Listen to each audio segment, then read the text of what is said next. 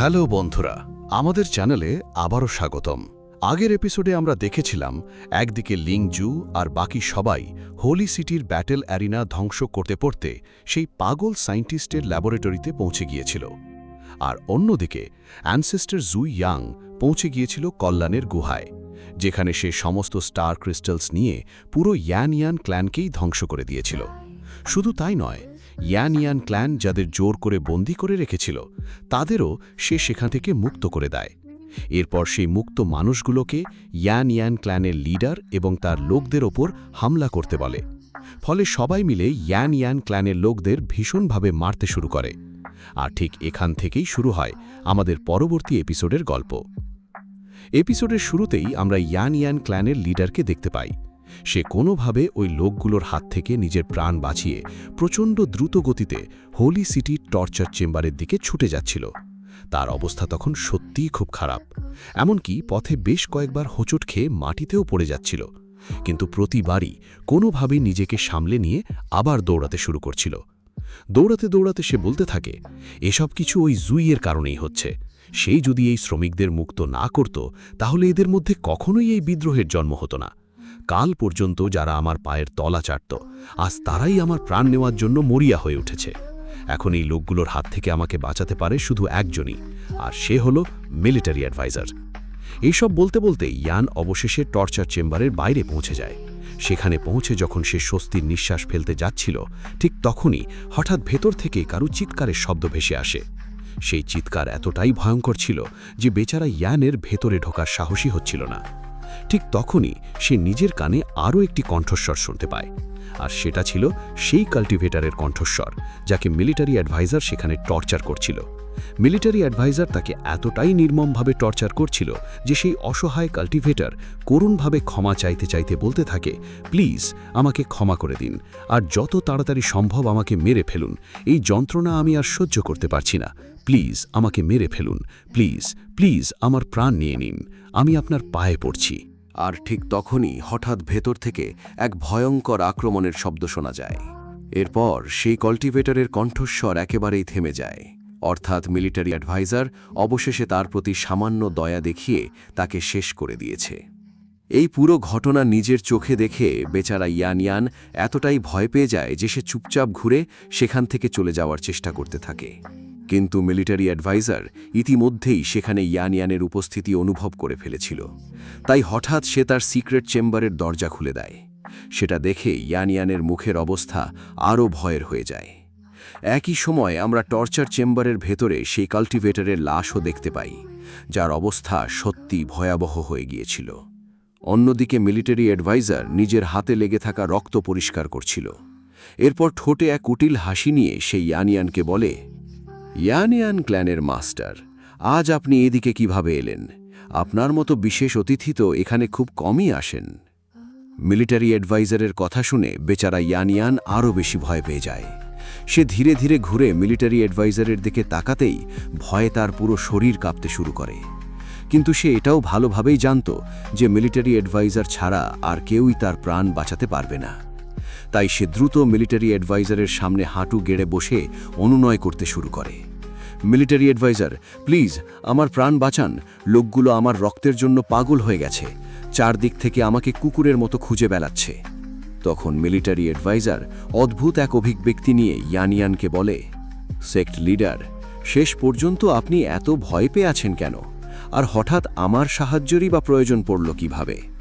আপনি তো একসময় নিজেকে অনেক মহান মনে করতেন, সবসময় আমার প্রতিটি সিদ্ধান্তের বিরোধিতা করতেন, কিন্তু আজ এমন কি হলো যে আপনাকেই এখানে এসে আমার কাছে সাহায্য চাইতে হচ্ছে?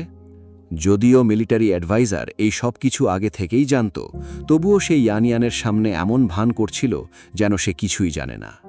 তখন ইয়ান উত্তর দিয়ে বলতে শুরু করে, জিয়াবানকে আমাদের হাতছাড়া হয়ে গেছে, জুই সেটাকে পুরোপুরি ধ্বংস করে দিয়েছে। শুধু তাই নয়, আমার ইয়ান ক্ল্যানের সব কাল্টিভেটরও মারা গেছে, তাদের মধ্যে কেউই আর বেঁচে নেই। আর আপনি তো জানেন সিটি লর্ডের জন্য স্টার ক্রিস্টালস কতটা গুরুত্বপূর্ণ। আমরা সেই স্টার ক্রিস্টালসও সিটি লর্ডের জন্যই মাইন করতাম। এখন যখন সেই গুহাটাই আর নেই, তাহলে আমরা সিটি লর্ডকে স্টার ক্রিস্টালস কোথা থেকে দেব? এই কথা বলে ইয়ান মিলিটারি অ্যাডভাইজারের সামনে মাথা নত করে বলে, তাই আমি আপনার কাছে সাহায্য চাইতে এসেছি। এখন আমাদের ইয়ানিয়ান ক্ল্যানের জন্য আপনাকেই কিছু করতে হবে। মিলিটারি অ্যাডভাইজার, প্লিজ আমাদের স্টার কেভ ফিরিয়ে দিন। আমি আপনার এই উপকার কোনো দিন ভুলব না। মিলিটারি অ্যাডভাইজার মাস্টার ইয়ানিয়ানের প্রতিটি কথা খুব মনোযোগ দিয়ে শুনছিল, কিন্তু হঠাৎ তার মুখে আবার সেই কুটিল হাসি ফুটে ওঠে। সে বলে, তাহলে স্টার ক্রিস্টালসের সেই গুহা তোমার হাত থেকে চলে গেছে? এর মানে এখন তুমিও আমাদের জন্য অকেজো হয়ে গেছ। অর্থাৎ এখন তোমাকেও শেষ করে দেওয়া উচিত। মিলিটারি অ্যাডভাইজারের এই কথা শুনতেই বেচারা ইয়ানিয়ান আরও ভয় পেয়ে যায়। সে দ্রুত মাথা নেড়ে বলতে থাকে, না না, কে বলেছে আমি অকেজো হয়ে গেছি? আমার কাছে এখনও অনেক মেটেরিয়াল বাকি আছে, যেগুলো আমি আপনাকে এবং আপনার সিটি লর্ডকে দেওয়ার জন্য প্রস্তুত। এই কথা বলেই ইয়ানিয়ান তাড়াতাড়ি নিজের কাছ থেকে কয়েকটি বোতল বের করে আনে, আর সেই বোতলগুলোর ভেতরেই ছিল স্টার ক্রিস্টালস। সেগুলো বাইরে বের করে আবার মিলিটারি অ্যাডভাইজারের সামনে মাথা নত করে সে বলতে থাকে, দেখুন, আমি এখনও অকেজো হয়ে যাইনি। আমি এখনও আপনার এবং সিটি লর্ডের অনেক কাজে আসতে পারি। আপনি শুধু আমাকে একটা সুযোগ দিন। আমার কাছে যা কিছু বাকি আছে সব কিছুই আপনাকে দেওয়ার জন্য আমি প্রস্তুত। এরপর সে ঘুষ হিসেবে সেই সমস্ত বোতল মিলিটারি অ্যাডভাইজারের হাতে তুলে দিয়ে বলে, আপনি যদি একবার ওই জুইকে শেষ করে দেন, তাহলে আমরা আমাদের স্টার ক্রিস্টালের গুহাটাও আবার ফিরে পাব। তারপর সেই গুহা থেকে সিটি লর্ডের জন্য যে অংশ আসবে তার একটা বড় অংশ আমিও আপনাকে দিতে থাকব। কিন্তু ইয়ানিয়ান যখন এভাবেই নিজের কথার জালে মিলিটারি অ্যাডভাইজারকে ফাঁসানোর চেষ্টা করছিল, ঠিক তখনই হঠাৎ কয়েকটি শিকল উড়ে এসে তাকে জড়িয়ে ধরে। মুহূর্তের মধ্যেই সেই শিকলগুলো ইয়ানিয়ানকে শক্ত করে বেঁধে জোর করে সেখান থেকে নিয়ে যেতে শুরু করে। সেটা দেখে বেচারা ইয়ানিয়ান ভয়ে জোরে জোরে চিৎকার করতে থাকে, কিন্তু মিলিটারি অ্যাডভাইজার কুটিল হাসি দিয়ে তাকে সেখানেই থামিয়ে দেয়। তারপর বলে, এর মানে হলো তুমি এখনও পুরোপুরি আমার প্রতি লয়াল হয়ে উঠতে পারোনি। এখনও তোমার মনে অন্য কাউকে একটা অংশ দেবার ইচ্ছে আছে। আর যদি তোমার কাছে মাত্র 2টা অংশই থেকে থাকে, তাহলে এতদিন বাকি অংশটা আমাকে দাওনি কেন? এর মানে তুমি এতদিন ধরে আমাকে ধোঁকা দিয়ে আসছিলে। ইয়ানিয়ান সঙ্গে সঙ্গে মাথা নেড়ে বলতে থাকে, না না, এতে আমার কোনো দোষ নেই। আমি তো ইতিমধ্যেই আপনার জন্য সবচেয়ে বড় অংশটা বের করার চেষ্টা করছিলাম, কিন্তু জুই সেখানে এসে সব কিছু ধ্বংস করে দিয়েছে। আপনি যদি কাউকে শাস্তি দিতেই চান, তাহলে জুইকে দিন। শুধু একবার আমাকে ক্ষমা করে দিন। এরপর আমি আপনাকে কথা দিচ্ছি সব কিছু আপনাকেই দিয়ে দেব। বরং আপনি চাইলে আমাদের ইয়ানিয়ান ক্ল্যানকেও পুরোপুরি নিজের কন্ট্রোলের মধ্যেও নিয়ে নিতে পারেন। এই কথা শুনে মিলিটারি অ্যাডভাইজার আবারও কুটিল হাসি দিয়ে বলে, সেসব পরে দেখা যাবে। আপাতত তুমি আমাকে ওই ইয়াংকে খুঁজে বের করতে সাহায্য করো। এই কথা বলেই মিলিটারি অ্যাডভাইজার তার সিক্রেট চেম্বারের দরজাটাও বন্ধ করে দেয়। এরপর সিন চেঞ্জ হয়। এবার হোলি সিটির একটি দৃষ্টিনন্দন বিল্ডিংয়ের দৃশ্য দেখানো হয়, যেটা পুরো হোলি সিটির ভেতরে দূর দূরান্ত থেকে মানুষ এখানে আনন্দ করতে আসত। বিল্ডিংয়ের বাইরেই আমরা দেখতে পাই কয়েকজন অত্যন্ত সুন্দরী মেয়ে সেখানে দুর্দান্ত নাচ পরিবেশন করছিল। তাদের সেই অসাধারণ নাচ দেখে লোকজন নিজের অজান্তেই তাদের দিকে আকৃষ্ট হয়ে এগিয়ে আসছিল, আর তাদের দেখে সবার মুখ দিয়ে লালা ঝরার মতো অবস্থা হচ্ছিল। এরই মধ্যে আমরা দেখতে পাই অ্যানসেস্টার জুই ইয়াং ও নিং ইউ ও বার্নিং ব্রোকে সঙ্গে নিয়ে সেখানে এসে পৌঁছেছে। সেখানে আসতেই নিং ইউ তাকে বলে, ইয়ানিয়ান ক্ল্যানের লোকেরা বলছিল তাদের সেক লিডার মাঝে মাঝে এখানে আনন্দ করতে আসত। যদি সত্যিই কথাটা সত্যি হয়, তাহলে হতে পারে সে নিজের প্রাণ বাঁচিয়ে এখানেই এসে লুকিয়ে আছে। তখন বার্নিং ব্রো নিং ইউকে বলে, আমি তো শুনেছি এখানে অনেক ধরনের নিউজও এক্সচেঞ্জ হয়, তাই আমার মনে হয় বস এখানে অ্যানসেস্টার জুই ইয়াংয়ের ব্যাপারে কোনো খবর জানতে এসেছেন। আর তার ইয়ানিয়ানের সঙ্গে কীই বা দরকার? তার তো সবকিছু আগেই ধ্বংস হয়ে গেছে। এদিকে তারা দুজন যখন এভাবেই অনুমান করছিল যে অ্যানসেস্টার জুই ইয়াং শেষ পর্যন্ত এখানে কেন এসেছে, ঠিক তখনই অ্যানসেস্টার জুই ইয়াং তাদের দুজনকে চুপ করিয়ে দিয়ে বলে, আমি তো শুধু এখানে ভালো টিয়ের সন্ধানেই এসেছি। এই কথা বলেই অ্যানসেস্টার জুই ইয়াং তাদের দুজনকে সঙ্গে নিয়ে সরাসরি সেই বিল্ডিংয়ের ভেতরে ঢুকে পড়ে। সেখানে ঢুকতেই দেখা যায় বিল্ডিংয়ের ভেতরে প্রচণ্ড ভিড়। ঠিক তখনই হঠাৎ এক মেয়ে অ্যানসেস্টার জুই ইয়াংয়ের কাছে এসে তাকে ওয়াইন অফার করে বলে, আমাদের এই বিল্ডিং যতটা তার ওয়াইনের জন্য বিখ্যাত, তার থেকেও বেশি বিখ্যাত এখানকার সৌন্দর্যের জন্য। আপনি যদি সেই সৌন্দর্য উপভোগ করতে চান তাহলে প্লিজ এই ওয়াইনটা পান করুন, আপনার বেশ ভালো লাগবে। এই কথা বলে সে অ্যানসেস্টর জুই ইয়াংয়ের আরও কাছে এসে জিজ্ঞেস করে, আপনার কি আমার মতো বিউটি পছন্দ? কিন্তু এরপর সেই মেয়েটি আর কিছু বলার সুযোগ পাওয়ার আগেই নিং ইউ এক ঝাটকায় তার হাত থেকে ওয়াইনের গ্লাস ছিনিয়ে নেয় এবং পুরোটা একবারে খেয়ে ফেলে। তারপর গ্লাসটাও ভেঙে ফেলে রাগী কণ্ঠে মেয়েটিকে বলে, এই ওয়াইন তুমি যতটা ভালো বলে প্রচার করছো আসলে ততটা ভালো নয়। নিং ইউয়ের এত রাগী কথাতেও মেয়েটির ওপর বিশেষ কোনো প্রভাব পড়ে না। সে হেসে নিং ইউকে বলে, আমাদের এই বিল্ডিংয়ে আপনার মতো আরও অনেক অতিথি আসেন যারা সব সময় রাগী থাকেন, কিন্তু এখান থেকে যাওয়ার সময় তারা সবাই খুব খুশি হয়ে ফিরে যান। তাই আপনিও চিন্তা করবেন না, আপনারাও যখন এখান থেকে যাবেন তখন আমি কথা দিচ্ছি আপনাদেরও অনেক খুশি দেখাবে। এরই মধ্যে অ্যানসেস্টর জুই ইয়াংয়ের চোখ হঠাৎ সেই বিল্ডিংয়ের ছাদের দিকে চলে যায়। সেখানে ইয়ানকে ঝুলতে দেখা যাচ্ছিল। সেটা দেখেই অ্যানসেস্টর জুই ইয়াং শান্ত স্বরে বলে, ও তো এখানে আছে। অ্যানসেস্টর জুই ইয়াংয়ের কথা শুনতেই নিং ইউ এবং বার্নিং ব্রোয়ের পাশাপাশি সেই মেয়েটিরও দৃষ্টি ছাদের দিকে চলে যায়। দৃশ্যটা দেখে অ্যানসেস্টর জুই ইয়াং ছাড়া বাকি সবাই যেন প্রচণ্ড ধাক্কা খায়। বার্নিং ব্রো সেখানে চিৎকার করে বলে, এ তো ছাদের সঙ্গে এমনভাবে লেগে ঘুমাচ্ছে যেন ছাদে কোনো ল্যান্টার্ন ঝুলিয়ে রাখা হয়েছে। এই কথা বলেই বার্নিং ব্রো সেই মেয়েটির দিকে তাকিয়ে বলে, এটা কেমন অদ্ভুত বিল্ডিং তোমাদের, এখানে ল্যান্টার্নের বদলে তোমরা জীবন্ত মানুষকেই ছাদের সঙ্গে ঝুলিয়ে রেখেছ। এখন অ্যানসেস্টর জুই ইয়াং এবং তার কাল্টিভেটার্সদের মতো বাকি সবার দৃষ্টিও ইয়ানিয়ানের দিকে চলে গিয়েছিল। সেটা দেখে ইয়ানিয়ানের নিজের অবস্থাটাই অত্যন্ত অপমানজনক মনে হতে থাকে। সে মনে মনে বলতে থাকে, যতদিন আমার পাওয়ার ছিল এই সবাই আমাকে কত সম্মান করত, আর এখন যখন আমি আমার সবকিছু হারিয়ে ফেলেছি তখন এরা আমাকে মানুষ হিসেবেও গণ্য করা বন্ধ করে দিয়েছে। মিলিটারি অ্যাডভাইজার লিংহু, এসব কিছু তোমার কারণেই হচ্ছে। আমি তোমাকে কোনোভাবেই জীবিত ছাড়ব না। আমিও অ্যানসেস্টর জুই ইয়াংয়ের হাত দিয়ে তোমার সব কিছু ধ্বংস করিয়ে দেব। এই কথা বলেই ইয়ান হঠাৎ তার বেঁচে থাকা সামান্য পাওয়ার ব্যবহার করে অ্যানসেস্টর জুই ইয়াংয়ের উপর অত্যন্ত ভয়ঙ্কর একটি অ্যাট্যাক চালিয়ে দেয়। কিন্তু সেই অ্যাট্যাক অ্যানসেস্টর জুই ইয়াংয়ের গায়ে লাগার আগেই আমরা দেখতে পাই তার ডিভাইন প্রোটেক্টিভ ব্যারিয়ার সক্রিয় হয়ে গেছে। আর সেই ব্যারিয়ারের সঙ্গে ধাক্কা খাওয়ার সঙ্গে সঙ্গেই ইয়ানের তথাকথিত পাওয়ারফুল অ্যাট্যাক এক ঝটকা ধ্বংস হয়ে যায়। সেটা দেখে অ্যানসেস্টর জুই ইয়াং ও চোখের ইশারায় তার ডিভাইন সুপ্রিম এনার্জি রিলিজ করে দেয়। তারপর ইয়ানের দিকে তাকিয়ে নিজের চোখে সামান্য নড়াচড়া করতেই আমরা দেখতে পাই ইয়ান ছাদ থেকে সোজা নিচে পড়ে অ্যানসেস্টর জুই ইয়াংয়ের পায়ের কাছে এসে আছড়ে পড়ে। আর এইভাবে নিচে পড়ার কারণে তার অবস্থা আগের থেকেও আরও খারাপ হয়ে যায়।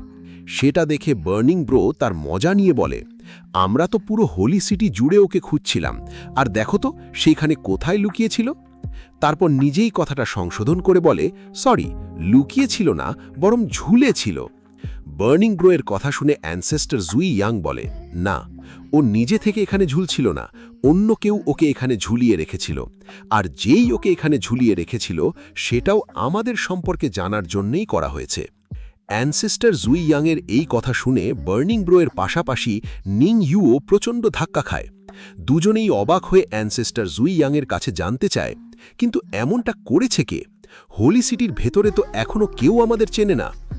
এদিকে ইয়ান তখনও অ্যানসেস্টর জুই ইয়াংয়ের পায়ের কাছে পড়েছিল, কিন্তু নিজের মনে সে ইতিমধ্যেই একটি প্ল্যান তৈরি করতে শুরু করে। জুই হয়তো ভালো মানুষ নয়, কারণ সে আমার সব কিছু ধ্বংস করে দিয়েছে, কিন্তু আমি যদি কোনোভাবে অ্যানসেস্টর জুই ইয়ংকে মিলিটারি অ্যাডভাইজারের বিরুদ্ধে দাঁড় করিয়ে দিতে পারি, তাহলে মিলিটারি অ্যাডভাইজারেরই সব কিছু ধ্বংস হয়ে যাবে। কারণ জুইকে থামানো তো সিটি লর্ডের পক্ষেও সম্ভব নয়। তাহলে মিলিটারি অ্যাডভাইজারই বা তার সঙ্গে কিভাবে লড়বে? এই কথা ভেবে ইয়ান হঠাৎ অভিনয় শুরু করে এবং অ্যানসেস্টর জুই ইয়ংকে বলে, সিনিয়র, আমার প্রাণ বাঁচানোর জন্য আপনাকে ধন্যবাদ। সিটি লর্ড এবং তার লোকেরা যখন জানতে পেরেছে যে স্টার ক্রিস্টাল কেভ আমার হাত থেকে চলে গেছে, তখন পুরো হোলি সিটির মানুষ আমার বিরুদ্ধে চলে গেছে। কিন্তু আমি আবার সেই স্টার কেভ তৈরি করতে পারি, আর আপনি যদি আমাকে তাদের হাত থেকে বাঁচিয়ে দেন, তাহলে আমি আপনাকে কথা দিচ্ছি এরপর পুরো স্টার কেভ আপনার নামে করে দেব। শুধু তাই নয়, পুরো ইয়ানিয়ান ক্ল্যানও আপনার হাতে তুলে দেব। আপনার হয়তো মনে হতে পারে ইয়ানিয়ান ক্ল্যানের কাছে এখন আর এমন কী বা বাকি আছে যা আপনাকে দিতে পারি, কিন্তু আমি আপনাকে বলে রাখছি, আমাদের ইয়ানিয়ান ক্ল্যানের কাছে অনেক সিক্রেট রয়েছে যেগুলোর ব্যাপারে এখনও সিটি লর্ড নিজেও জানে না। আর আপনি যদি আমাকে ওই লোকগুলোর হাত থেকে বাঁচিয়ে দেন, তাহলে আমি আপনাকে আমাদের ইয়ানিয়ান ক্ল্যানের সব সিক্রেটও বলে দেব। কিন্তু ইয়ানিয়ান এরপর আর কিছু বলার আগেই আমরা দেখতে পাই অ্যানসেস্টার জুই ইয়ং তার ডিভাইন সুপ্রিম এনার্জি ব্যবহার করে ইয়ানিয়ানের পুরো শরীরকেই এক মুহূর্তের মধ্যে বিস্ফোরিত করে দেয়। সেখানে দাঁড়িয়ে থাকা মেয়েটিও ভীষণ ঘাবড়ে যায়, কিন্তু হঠাৎ করেই সে সেখানে এক ধরনের খারাপ অভিব্যক্তি তৈরি করে বলে ওঠে, এটা রক্ত কতটা নোংরা ছিল, মারা যাওয়ার পরও এত বেশি দুর্গন্ধ বেরোচ্ছে। অন্যদিকে নিংইউ সেখানে দাঁড়িয়ে মনে মনে ভাবতে থাকে, শেষ পর্যন্ত এই পার্সনের পেছনে কে আছে? যদি কেউ ইচ্ছা করেই একে এখানে ঝুলিয়ে রেখে থাকে, তাহলে সেটা একভাবে আমাদের হুমকি দেওয়ারই চেষ্টা। আমার মনে হয় সে প্রকাশ্যেই আমাদের সঙ্গে ঝামেলায় জড়াতে চাইছে, অর্থাৎ সে যেই হোক না কেন অবশ্যই ভীষণ বিপজ্জনক। এরপর সে সেখানে এসা আজুকে বলে, এখন আমরা কি করব? আমরা কি এখানে সেই পার্সন সম্পর্কে খোঁজ নেব? কিন্তু এসা আজু তাকে শান্তভাবে উত্তর দিয়ে বলে, ওই ব্যাপারে তোমার এতটা চিন্তা করার কোনো দরকার নেই, আর সেই পার্সন এমনও কেউ নয় যার ব্যাপারে আমাদের চিন্তা করতে হবে। তখন মেয়েটি সেখানে নিজের সার্ভেন্টকে ডেকে বলে, তাড়াতাড়ি এখানে এসো, কেউ আবার আমাদের ফ্লোরটা নোংরা করে দিয়ে গেছে। এই কথা বলেই মেয়েটি সেখান থেকে দ্রুত পালিয়ে যাওয়ার চেষ্টা করে, কিন্তু আমরা দেখি অ্যানসেস্টার জুই ইয়ং সেখানে ডিভাইন সুপ্রিম এনার্জি ব্যবহার করে তাকে তুলে আবার নিজের কাছে নিয়ে এসেছিল। আর মেয়েটি অ্যানসেস্টার জুই ইয়াংয়ের সামনে আসতেই অ্যানসেস্টার জুই ইয়াং সেখানে শান্তভাবে তাকে জিজ্ঞেস করে, এখানে টি কোথা থেকে পাওয়া যায়? এই কথা শুনে মেয়েটিও অবাক হয়ে অ্যানসেস্টার জুই ইয়াংকে জিজ্ঞেস করে, আপনারা কি সত্যি এখানে টি খেতে এসেছেন? আপনাদের কি মনে হয় না টি খাওয়ার জন্য আপনারা ভুল জায়গায় চলে এসেছেন? এখানে তো আজ পর্যন্ত কেউ টি খেতে আসেনি, টি ছাড়া এখানে বাকি সব কিছুই হয়। তখন নিংইউ সেখানে চিৎকার করে তাকে বলে, তাহলে তোমরা যে পোস্টার নিজেদের বিল্ডিংয়ের বাইরে লাগিয়ে রেখেছ সেটার কি হবে? আর তার আগে বলো, শেষ পর্যন্ত এই বিল্ডিংটা কার? মেয়েটিও সেখানে হচকচিয়ে দ্রুত উত্তর দিয়ে নিংইউকে বলে, আমি এসবের ব্যাপারে কিছুই জানি না। তখন নিংইউ রাগের সঙ্গে তার মুখ ধরে বলে, পরের বার আমার সঙ্গে মিথ্যে বলার চেষ্টা করো না, কারণ তোমার আর একটা মিথ্যে তোমার জীবনও নিয়ে নিতে পারে। তুমি তো এখানকার লিটল ম্যানেজার, তাই না? তাহলে এখানে থাকা সবার ব্যাপারে তোমার অবশ্যই জানা উচিত। এখন চুপচাপ তোমার মুখ খোলো। নিংইউ যখন তাকে এসব বলছিল, ঠিক তখনই আমরা দেখি সেই বিল্ডিংয়ের একেবারে শেষ ফ্লোরের ওপরে তৈরি ছোট্ট একটি রুম হঠাৎ আলোয় জ্বলে উঠতে শুরু করেছে। আর সেই রুম থেকেই সেখানে অ্যানসেস্টার জুই ইয়াংয়ের উদ্দেশ্যে একটা মেয়ের কণ্ঠ ভেসে আসে। সেই মহিলা অ্যানসেস্টার জুই ইয়াংকে উদ্দেশ্য করে বলে, অ্যানসেস্টার জুই ইয়াং, আমাকে ক্ষমা করবেন, আমি নিজে এখানে এসে আপনাকে ওয়েলকাম করতে পারলাম না। এই কণ্ঠস্বর শুনেই আমরা দেখি অ্যানসেস্টার জুই ইয়াংও হঠাৎ ভীষণ সিরিয়াস হয়ে গেছে, কারণ যারই এই কণ্ঠস্বর হোক না কেন, তার কথা শুনে স্পষ্ট বোঝা যাচ্ছিল যে সে অ্যানসেস্টার জুই ইয়াংকে খুব ভালোভাবেই চেনে। এরপর সিন চেঞ্জ হয় আর আমরা আবার সেই পাগল সায়েন্টিস্টের ল্যাবরেটরির সিন দেখতে পাই। সেখানে মিৎসু এবং বাকিদের অরা অনুভব করতেই সেই পাগল সায়েন্টিস্ট চিৎকার করে বলে ওঠে, তোমরা সবাই কে, আর এখানে আসার সাহসই বা কিভাবে হলো তোমাদের? কিন্তু এই কথা বলার পরেই যখন সেই পাগল সায়েন্টিস্ট তাদের অরা অনুভব করে, তখন তার মুখে যেন লোভ ফুটে ওঠে। সে তাদের অরা অনুভব করতে করতে বলে, তোমাদের সবার বডিজ তো আমার এক্সপেরিমেন্টের জন্য একেবারে পারফেক্ট, আর যদি তোমরা সবাই একটু আগেই এখানে চলে আসতে, তাহলে আমার ডুমসডে ওয়ারিয়ারের ভেতর তোমাদের বডিজের পার্টসও থাকতো। সেটা তোমাদের সবার জন্যই ভীষণ সৌভাগ্যের ব্যাপার হতো। কিন্তু কোনো ব্যাপার না, এখন যেহেতু তোমরা নিজেরাই হেঁটে এখানে চলে এসেছো, তাই এই কাজটা আমি এখনই তোমাদের জন্য সহজ করে দিচ্ছি, যাতে পরে তোমাদের এ নিয়ে কোনো আফসোস না থাকে।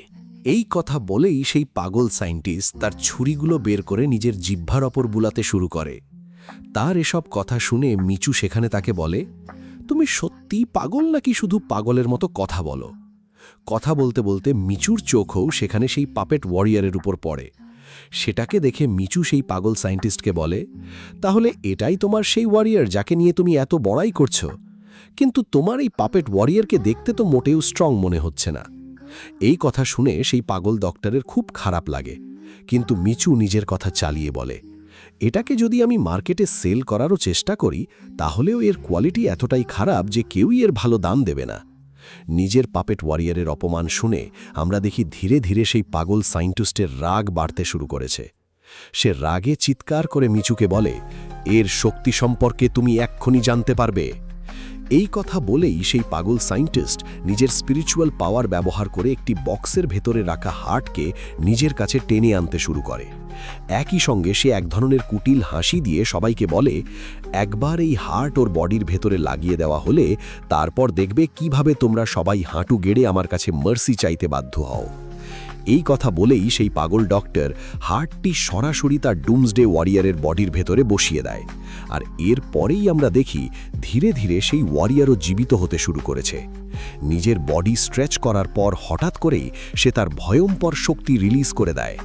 সেই শক্তি এতটাই পাওয়ারফুল ছিল যে তার ইম্প্যাক্টের কারণে সেই পাগল সায়েন্টিস্ট নিজেও পিছনের দিকে ছিটকে যেতে থাকে। কিন্তু এই দৃশ্য দেখেও সেই পাগল সায়েন্টিস্ট মোটেও চিন্তিত হয় না, বরং তাকে আরও বেশি খুশি দেখায়। অন্যদিকে মিচু সেই ডুমসডে ওয়ারিয়ারকে দেখেও একটুও ভয় পায় না। সে চুপচাপ সেখানে গিয়ে একটি জায়গায় বসে পড়ে। এটা দেখে সেই পাপেট ওয়ারিয়ার ভীষণ দ্রুত গতিতে মিচুর উপর অ্যাটাক করার জন্য এগিয়ে আসে। কিন্তু নিজের দিকে ছুটে আসা সেই ভয়ঙ্কর অ্যাটাক দেখেও মিচু একটুও ঘাবড়ায় না, কারণ সে জানত যাই হয়ে যাক না কেন হাউজেন তাকে সেখানে কোনোভাবেই কিছু হতে দেবে না। আর ঠিক সেটাই হয়। পাপেট ওয়ারিয়ার যখন মিচুর ওপর অ্যাটাক করার জন্য তার একেবারে কাছে পৌঁছে যায়, তখন হাউজেন মাঝখানে এসে তার অ্যাটাকের ওপর পাল্টা অ্যাটাক করে তাকে সেখানেই থামিয়ে দেয়। আর যখন তাদের দুজনের অ্যাটাক পরস্পরের সঙ্গে সংঘর্ষে লিপ্ত হয়, তখন আমরা দেখি সেখানে প্রচণ্ড পাওয়ারফুল শক্তির বিস্ফোরণ হতে শুরু করেছে। কিন্তু তবুও সেই পাপেট ওয়ারিয়ার হার মানেনি, কারণ সে তো একটি পাপেট, আর সে কখনো পিছিয়ে যেতে শেখেনি। তাই আমরা দেখি হোজিয়া হঠাৎ নিজের পাওয়ার আরও বাড়িয়ে দিয়ে পুরো পাপেট ওয়ারিয়রকেই ধ্বংস করে দেয়। এর ফলে তার বডি ছোট ছোট টুকরোয় ভেঙে ছড়িয়ে পড়ে। এই দৃশ্য দেখে মিচু সেই পাপেট ওয়ারিয়রকে উপহাস করে বলে, এর শুধু চেহারাটাই যে বাজে ছিল তা নয়, এর কোয়ালিটি তো তার থেকেও বেশি খারাপ ছিল। পাগল সায়েন্টিস্ট সেখানে নিজের মাথা ধরে বলে ওঠে, তুমি কি করে আমার পাপেট ওয়ারিয়রকে মেরে ফেললে? না না, এটা কিভাবে সম্ভব? আমি তো আমার এই পাপেট ওয়ারিয়রকে ইমমর্টাল বানিয়েছিলাম, তাহলে এটা শেষ হয়ে যেতে পারে কিভাবে? আমার এত বছরের পরিশ্রম এভাবে নষ্ট হয়ে গেল। এটা তৈরি করার জন্য আমি কতটা পরিশ্রম করেছি, অথচ তুমি এক আঘাতেই সবকিছু শেষ করে দিলে। এতে হাউজেনও সেখানে হেসে তাকে বলে, এটা কি সত্যি তোমার জন্য এতটা মূল্যবান ছিল? যদি এতটাই মূল্যবান হয়ে থাকে তাহলে তোমার এটাকে ভালোভাবে সামলে রাখা উচিত ছিল, তাই না? এরই মধ্যে আমরা দেখি চাউফি সেখানে আরও একটি বক্স খুঁজে পায়, যেটি গোল্ড কয়েন্সে ভর্তি ছিল। সেটা দেখে মিচু সেখানে বিরক্ত হয়ে বলে, তোমার কাছে কি শুধু এতটুকুই টাকা আছে? না না, এই টাকা তো আমার জন্য মোটেও যথেষ্ট নয়, আমার আরও কিছু টাকা দরকার। কিন্তু ঠিক তখনই আমরা দেখি হৌজিয়া সেখানে তাকে হারিয়ে তার মুখই বন্ধ করে দিয়েছিল। এটা দেখে চাউফেইও সামনে এগিয়ে এসে পাগল সায়েন্টিস্টের ফেস ধরে তাকে জিজ্ঞেস করে, তোমার কাছে কি শুধু এতটুকুই টাকা ছিল? পাগল সায়েন্টিস্টও সঙ্গে সঙ্গে মাথা নেড়ে বলে, হ্যাঁ হ্যাঁ, এটাই আছে। কিন্তু মিচু তার কথায় মোটেও বিশ্বাস করতে পারছিল না। সে সেখানে এদিক ওদিক তাকিয়ে বলে, না, আমি ওর কথা একদমই বিশ্বাস করছি না। এখানে নিশ্চয়ই সে কোনো মূল্যবান জিনিস লুকিয়ে রেখেছে। এই কথা বলেই মিছু নিজেই সামনে এগিয়ে এদিক ওদিক খুঁজতে শুরু করে। এভাবে খুঁজতে খুঁজতেই সেখানে তার চোখে একটি বক্স পড়ে। কিন্তু সে যখন বক্সটি খুলে দেখে তখন তার ভেতরে একটি ব্রেন রাখা ছিল। সেটা দেখে মিছু বিরক্ত হয়ে দ্রুত বক্সটি বন্ধ করে দেয়। এরপর যখন সে সেখানে একটি ডোর খুলে দেখে তখন তার ভেতরে একটি সম্পূর্ণ আর্ম দেখতে পায়, আর একটি জারের ভেতরে তো সে একটি আইও দেখতে পায়। এই দৃশ্য দেখে মিছু রাগে চিৎকার করে সেই পাগল সায়েন্টিস্টকে বলে, এগুলো সব কি? তুমি কি তোমার ল্যাবরেটরির ভেতরে এসব আবর্জনা জমিয়ে রেখেছ? এই কথা শুনে আমরা দেখি পাগল সায়েন্টিস্ট এমনভাবে ছটফট করতে শুরু করে যেন কেউ তার প্রাণ কেড়ে নিতে যাচ্ছে। সে দ্রুত হাঁটু গেড়ে বসে কোনোভাবে মুখ খুলে মিচুকে বলে, খবরদার, তুমি যদি এখানে আমার কোনো জিনিসে হাত দেওয়ারও চেষ্টা করো, এই সব কিছু আমার কাছে আমার জীবনের থেকেও বেশি প্রিয়। এই সমস্ত অর্গানস আমি বিভিন্ন ক্রিচার্সের বডি থেকে সংগ্রহ করেছি। এতে আমার হাজার হাজার বছরের পরিশ্রম লেগেছে, আর এই সমস্ত বডি পার্টস ব্যবহার করে আমি এই দুনিয়ার সবচেয়ে পারফেক্ট বডি তৈরি করতে যাচ্ছিলাম। এই কথা বলেই সেই পাগল সায়েন্টিস্ট আবার সেখানে পাগলের মতো জোরে জোরে হাসতে শুরু করে, আর যাদের সে সেখানে আটকে রেখেছিল তারাও আবার ভয়ে আতঙ্কিত হয়ে পড়ে। এটা দেখে চাওফেই রাগে চিৎকার করে তাকে বলে, এই জায়গাটা তো তোমার চেহারার থেকেও জঘন্য। এই কথা বলেই চাওফেই হঠাৎ সেখানে নিজের স্পিরিচুয়াল অর্ডার রিলিজ করে সেই পাগল সায়েন্টিস্টের উপর অ্যাটাক করে। অ্যাটাকের আঘাতে তাকে তুলে অনেকটা পিছনে ছুঁড়ে ফেলে দেয়। এটা দেখে পাগল সায়েন্টিস্ট দ্রুত নিজের জায়গায় উঠে দাঁড়িয়ে সেই চারজনকে হুমকি দিয়ে বলে, তোমরা যদি এখানে থাকা এই অর্গানসগুলো নষ্ট করার চেষ্টা করো তাহলে সিটি লর্ড তোমাদের মধ্যে কাউকেই জীবিত রাখবে না। পাগল সায়েন্টিস্টের এই কথা শুনে আমরা দেখি লিংসও সেখানে হেসে তাকে বলে, তাহলে তুমি তো এসব তোমার সিটি লর্ডের জন্যই করছিলে, কিন্তু তোমার সিটি লর্ড তোমাকে এসব করতে বাধ্য করছে কেন? তখন পাগল সায়েন্টিস্ট তাদের উত্তর দিয়ে বলে, সিটি লর্ডের একটি খুবই অদ্ভুত রোগ হয়েছে। সেই রোগের কারণে তার বডির প্রতিটি পার্ট ধীরে ধীরে তার সঙ্গ ছেড়ে দিচ্ছে, আর যদি এভাবেই চলতে থাকে তাহলে সে খুব শিগগিরই মারা যাবে। তাই তাকে বাঁচানোর জন্য আমি এই অর্গান ব্যবহার করে তার জন্য একটি ব্র্যান্ড নিউ বডি তৈরি করছিলাম। এরপর আমি সেই নতুন বডিটাকে তার পুরনো বডির সঙ্গে রিপ্লেস করে দিতে যাচ্ছিলাম। এটা শুনে মিচু তার কাছে গিয়ে তার ফেসে আলতো করে চাপড় দিয়ে বলে, বোকা, এখন তো তোমার ওপর আমার সত্যি করুণা হচ্ছে। মনে রেখো, যতক্ষণ না কেউ তোমার কাজের জন্য তোমাকে টাকা দেয় ততক্ষণ কারুর জন্য কখনো কোনো কাজ করো না। আজ আমি তোমাকে জীবনের একটা খুব বড় শিক্ষা দিলাম। আশা করি তুমি আমার কথা বুঝতে পেরেছ। পাগল সায়েন্টিস্টও সেখানে চিৎকার করে বলে, হ্যাঁ হ্যাঁ, আমি বুঝে গেছি। কিন্তু মিচু তাকে বলে, শুধু বোঝাটাই যথেষ্ট নয়, আরও অনেক কিছু আছে যেগুলো তুমি ধীরে ধীরে নিজেই সামনে এগিয়ে গিয়ে শিখবে। আর এখন তোমার মার খাওয়ার পালা। এরপর মিচু তাকে বলে, তুমি জানো, আমার কাছে প্রতিটি বিজনেসই ঠিক আছে। তুমি যেভাবেই মানুষের কাছ থেকে টাকা লুটে নাও না কেন তাতে আমার কোনো সমস্যা নেই, কিন্তু তুমি তো মানুষের জীবন নিয়ে খেলছ, আর আমি এই বিজনেসকে ভীষণ ঘৃণা করি। এই কথা বলেই মিচু হঠাৎ হাউজেনকে তাকে অ্যাটাক করার নির্দেশ দেয়।